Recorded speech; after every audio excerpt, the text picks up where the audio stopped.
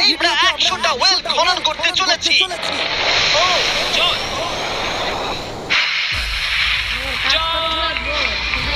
Oh my God!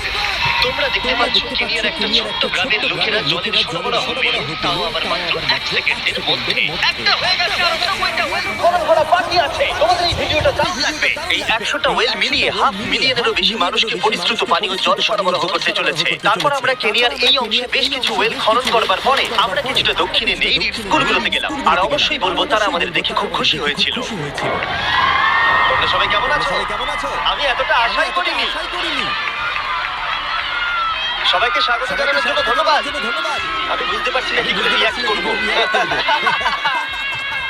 আমাদের সকল ধন্যবাদ জানাই। আমরা জন্য এই গ্রামে একটা ওয়েলকাম সেরেমনি হয়ে গেল, আর নোলান তার মধ্যে অংশ নিয়ে নিল। তার মধ্যে নোলানকে দেখতে সব থেকে অকওয়ার্ড লাগছে, আর এগুলো দেখতে আমার খুবই ভালো লাগছে। আর যখন আমরা স্কুলগুলো